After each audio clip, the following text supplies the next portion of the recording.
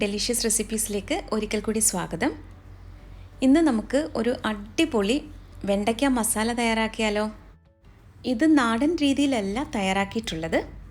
ചപ്പാത്തിയുടെ കൂടെയൊക്കെ കഴിക്കാൻ പറ്റിയ നല്ലൊരു ഭിണ്ടി മസാലയാണിത്.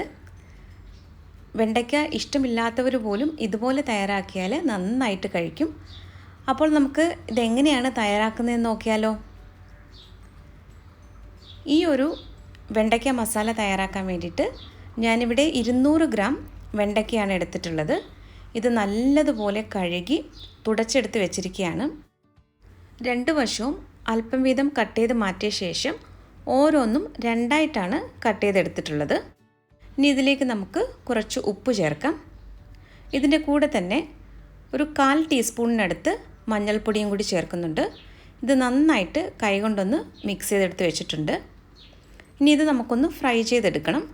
അപ്പോൾ അതിന് വേണ്ടി ഒരു പാനിൽ ഏകദേശം 2 ടേബിൾ സ്പൂണോളം വെജിറ്റബിൾ ഓയിലാണ് ഞാനിപ്പോൾ ഒഴിച്ചത്.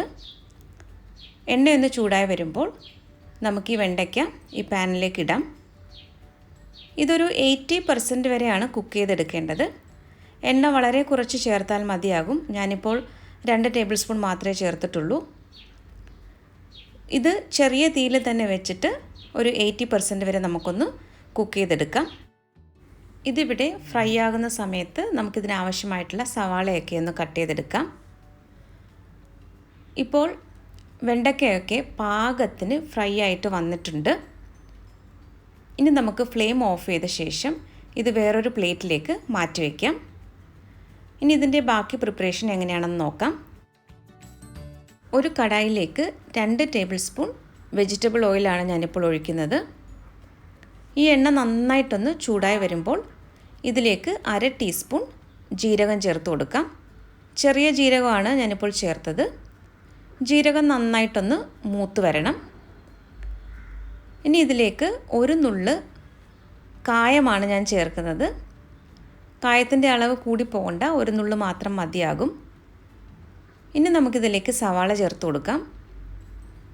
ഒരു മീഡിയം വലിപ്പത്തിലുള്ള സവാളയാണ് ഞാനിപ്പോൾ ചേർത്തിട്ടുള്ളത്. ഇത് നന്നായിട്ടൊന്ന് വഴച്ചെടുക്കണം. ഈ സവാള ഒന്ന് പെട്ടെന്ന് വഴന്ന് കിട്ടാൻ വേണ്ടിയിട്ട് ഇതിലേക്ക് കുറച്ച് ഉപ്പ് കൂടി ചേർത്തിട്ടുണ്ട്. ഇനി ഇത് നല്ലതുപോലെ ഒന്ന് വഴച്ചെടുക്കാം. സവാള ഇപ്പോൾ ചെറുതായിട്ടൊന്ന് വഴന്ന് വന്നിട്ടുണ്ട്. ഇനി ഇതിലേക്ക് നമുക്ക് 2 പച്ചമുളകും 1 ടീസ്പൂൺ ഇഞ്ചി വെളുത്തുള്ളി പേസ്റ്റും കൂടി ചേർത്തിട്ട് നല്ലതുപോലെ ഒന്ന് ഇളക്കി കൊടുക്കാം. ഇഞ്ചിയുടെയും വെളുത്തുള്ളിയുടെയും ഒക്കെ ആ പച്ചമണം ഒന്ന് മാറുന്നത് വരെ നന്നായിട്ടൊന്ന് വഴറ്റിയെടുക്കണം. ഇനി അടുത്തതായിട്ട് ഇതിലേക്ക് ചേർക്കുന്നത് 1/4 ടീസ്പൂൺ മഞ്ഞൾപ്പൊടിയും 1/2 ടീസ്പൂൺ മല്ലിപ്പൊടിയും 1/2 ടീസ്പൂൺ കാശ്മീരി ചില്ലി പൗഡറുമാണ്. ഈ പൊടികളെല്ലാം നല്ലതുപോലെ ഒന്ന് മൂപ്പിച്ചെടുക്കണം. ചെറിയ തീയിൽ തന്നെ വെക്കാനായിട്ട് പ്രത്യേകം ശ്രദ്ധിക്കണം. തീ കൂട്ടി വെച്ച് കഴിഞ്ഞാൽ ഇത് പെട്ടെന്ന് തന്നെ അങ്ങ് കരിഞ്ഞു പോകും. അപ്പോൾ ഏകദേശം ഒരു 1-2 മിനിറ്റ് നല്ലതുപോലെ ഇതൊന്ന് മൂപ്പിച്ചെടുക്കാം. അടുത്തതായിട്ട് ഇതിലേക്ക് നമുക്ക് തക്കാളി അരച്ചതാണ് ചേർക്കാനുള്ളത്. 2 മീഡിയം വലിപ്പത്തിലുള്ള തക്കാളി ഒട്ടും തന്നെ വെള്ളം ചേർക്കാതെ മിക്സിയിൽ അരച്ചതാണ് ഞാനിപ്പോൾ ചേർത്തിട്ടുള്ളത്. ഇനി ഇത് നല്ലതുപോലെ ഒന്ന് മിക്സ് ചെയ്തെടുക്കണം. ഇത് നന്നായിട്ടൊന്ന് ഇളക്കി യോജിപ്പിച്ചെടുത്ത ശേഷം ഈ തക്കാളി ഒന്ന് വേവിച്ചെടുക്കാനുണ്ട്. അപ്പോൾ നമുക്കിനി ഇതൊന്ന് അടച്ച് വെച്ചിട്ട് ഒന്ന് വേവിച്ചെടുക്കാം. ഇപ്പോൾ ഏകദേശം ഒരു 3 മിനിറ്റ് ആയിട്ടുണ്ട്. തക്കാളിയൊക്കെ പാകത്തിന് വെന്ത് വന്നിട്ടുണ്ട്.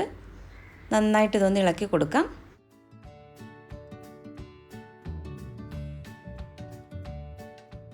കുറച്ച് തൈരാണ് അടുത്തതായിട്ട് ചേർക്കുന്നത്. 4 ടേബിൾ സ്പൂൺ തൈര് നല്ലതുപോലെ ഒരു സ്പൂൺ കൊണ്ട് അതിലെ കട്ടകളൊക്കെ ഒന്ന് ഉടച്ച ശേഷമാണ് ഞാനിപ്പോൾ ഇതിലേക്ക് ചേർത്തിട്ടുള്ളത്. ഈ തൈര് ചേർക്കുന്നതിന് മുമ്പായിട്ട് ഞാൻ ഫ്ലെയിം ഓഫ് ചെയ്തിട്ടുണ്ടായിരുന്നു. നല്ല ചൂടായ കടായിലേക്ക് തൈര് ഒഴിച്ചു കഴിഞ്ഞാൽ ഇത് പെട്ടെന്ന് തന്നെ പിരിഞ്ഞു പോകും. അപ്പോൾ ഇത് നന്നായിട്ടൊന്ന് ആദ്യം മിക്സ് ചെയ്തെടുക്കാം. അതിനുശേഷം നമുക്ക് ഫ്ലെയിം ഓൺ ചെയ്ത് കൊടുക്കാം. ഇതിപ്പോൾ നന്നായിട്ട് ഈ മസാലയുമായിട്ട് യോജിപ്പിച്ചെടുത്തിട്ടുണ്ട്. ഞാനിപ്പോൾ ഫ്ലെയിം ഓൺ ചെയ്തിട്ടുണ്ട്. വീണ്ടും ഇത് നല്ലതുപോലെ ഒന്ന് കുക്ക് ചെയ്തെടുക്കണം. അപ്പോൾ ഏകദേശം ഒരു 3 മിനിറ്റ് എങ്കിലും ഇതൊന്ന് അടച്ചു വെച്ചിട്ട് ഒന്ന് കുക്ക് ചെയ്തെടുക്കണം. നല്ല ടേസ്റ്റി ആയിട്ടുള്ള ഒരു ഭിൻഡി മസാലയാണിത്. അപ്പോൾ എല്ലാവരും ഇതൊന്ന് ട്രൈ ചെയ്ത് നോക്കാൻ മറക്കരുത്. വെണ്ടയ്ക്ക കഴിക്കാൻ ഇഷ്ടമില്ലാത്തവർ പോലും ഇതുപോലെ തയ്യാറാക്കി കഴിഞ്ഞാൽ നന്നായിട്ട് കഴിക്കും. അപ്പോൾ ഒരു പ്രാവശ്യമെങ്കിലും ഇതുപോലെ ഒന്ന് ട്രൈ ചെയ്ത് നോക്കൂ. തീർച്ചയായും നിങ്ങൾക്കിത് ഇഷ്ടമാകും. അപ്പോൾ ഏകദേശം ഒരു 3 മിനിറ്റ് ഞാനിവിടെ അടച്ചു വെച്ച് ഇത് വേവിച്ചെടുത്തിട്ടുണ്ടായിരുന്നു. ഇതിപ്പോൾ നമ്മുടെ മസാല ഇവിടെ പാകത്തിന് റെഡിയായി വന്നിട്ടുണ്ട്. ഇത് നല്ല തിക്കായിട്ടുള്ളൊരു ഗ്രേവി ആയിട്ടാണ് ഇരിക്കുന്നത്. അപ്പോൾ നിങ്ങൾക്ക് എത്രത്തോളം ചാറ് ആവശ്യമുണ്ടോ അതിനനുസരിച്ച് വെള്ളം ചേർക്കാം. ഞാനിവിടെ ഒരു 1/4 ഗ്ലാസ് വെള്ളമാണ് ചേർക്കുന്നത്. ഇനി ഇത് നല്ലതുപോലെ ഒന്ന് ഇളക്കി യോജിപ്പിച്ചെടുക്കണം. നിങ്ങൾക്ക് കുറച്ച് കൂടുതൽ ഗ്രേവി ആവശ്യമുണ്ടെങ്കിൽ കുറച്ചുകൂടി വെള്ളം ചേർക്കാവുന്നതേ ഉള്ളൂ. ഞാനിപ്പോൾ ഇവിടെ നല്ല കുറുകിയ ഒരു രീതിയിലാണ് ഇത് തയ്യാറാക്കുന്നത്. അതുകൊണ്ടാണ് 1/4 ഗ്ലാസ് വെള്ളം മാത്രം ഒഴിച്ചത്. ഇനി നമുക്ക് നേരത്തെ ഫ്രൈ ചെയ്ത് വെച്ചിരിക്കുന്ന വെണ്ടയ്ക്ക ഇതിലേക്ക് ചേർത്ത് കൊടുക്കാം. ഇനി ഇത് നല്ലതുപോലെ ഒന്ന് മിക്സ് ചെയ്തെടുക്കണം. അതിനുശേഷം ഒരു 5 മിനിറ്റ് നമുക്കിതൊന്ന് അടച്ചു വെച്ചിട്ട് വേവിച്ചെടുക്കണം. അങ്ങനെ നല്ല രുചികരമായിട്ടുള്ള നമ്മുടെ വെണ്ടയ്ക്ക മസാല ഇവിടെ റെഡി ആയിക്കൊണ്ടിരിക്കുകയാണ്. ചപ്പാത്തിയുടെ കൂടെയൊക്കെ കഴിക്കാൻ പറ്റിയ നല്ലൊരു വെണ്ടയ്ക്ക മസാലയാണിത്. ഇപ്പോൾ ഏകദേശം 5 മിനിറ്റ് കഴിഞ്ഞിട്ടുണ്ട്. 1/4 ടീസ്പൂൺ ഗരം മസാലയും കുറച്ച് മല്ലിയിലയും ചേർത്തൊന്ന് മിക്സ് ചെയ്തെടുത്തു കഴിഞ്ഞാൽ നമുക്ക് ഫ്ലെയിം ഓഫ് ചെയ്യാം. അങ്ങനെ നല്ല രുചികരമായിട്ടുള്ള ഈ വെണ്ടയ്ക്ക മസാല റെസിപ്പി എല്ലാവർക്കും ഇഷ്ടമായെന്ന് കരുതുന്നു. നമ്മുടെ റെസിപ്പികളൊക്കെ ഇഷ്ടമാകുന്നുവെങ്കിൽ ചാനൽ കൂടി ഒന്ന് സബ്സ്ക്രൈബ് ചെയ്യാൻ മറക്കരുതേ. അപ്പോൾ മറ്റൊരു നല്ല റെസിപ്പിയുമായിട്ട് വീണ്ടും വരാം. Thank you.